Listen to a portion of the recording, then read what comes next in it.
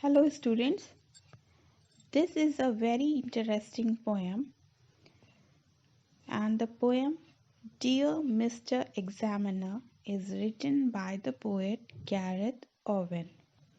This poem describes a child's nervousness while sitting in the examination hall when faced by the questions that he is unable to answer. The child shows his anxiety through a letter that he writes to the examiner.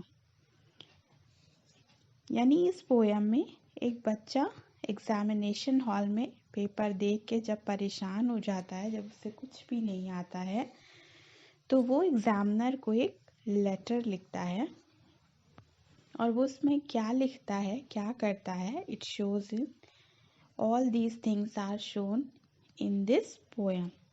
So this is a very interesting poem. Let's start the poem. Thank you so much for your questions. I have read them all carefully through.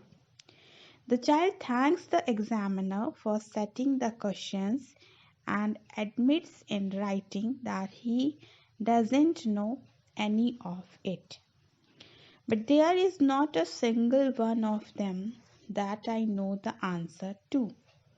वो कहता है कि कोई भी ऐसा question नहीं है.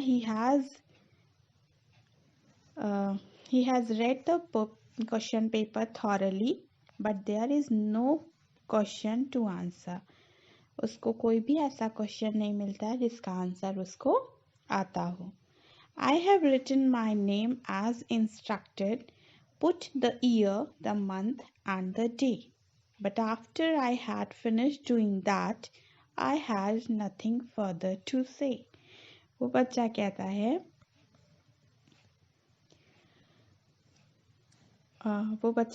है कि he continues by writing that he doesn't know any of the answers.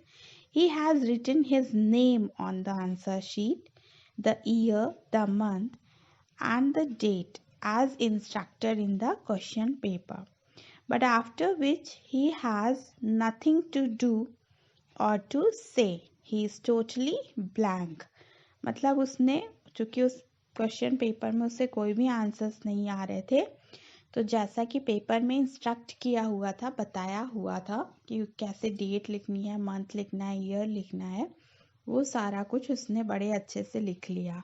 लेकिन ये लिखने के बाद I had nothing further to say, वो कहता है कि इसके बाद तो मेरे पास कुछ लिखने को है ही नहीं, because he didn't know any answers of any single question. So I thought I would write you a letter fairly informally.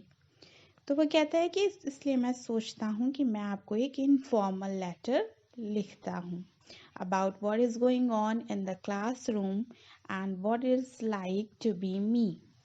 कहता है कि क्लास में हो क्या रहा है, ये सारा कुछ मैं आपको, और मेरे लिए ये क्लासरूम का सीन कैसा फील हो रहा है, ये सारा कुछ मैं आपको एक लेटर के थ्रू एक्सप्लेन करता हूँ. Mandy has written 10 pages. This Mandy is a classmate, वो उसका क्लासमेट है.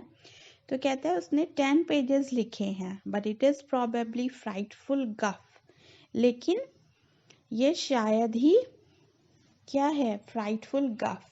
गफ मीन्स नॉनसेंस, यानी कि उसने जो 10 पेज में लिखा है that is full of nonsense. उसने बस बेवकूफ़ियाँ भर के 10 पेज लिख डाले हैं, कोई भी सही आंसर उसमें नहीं है.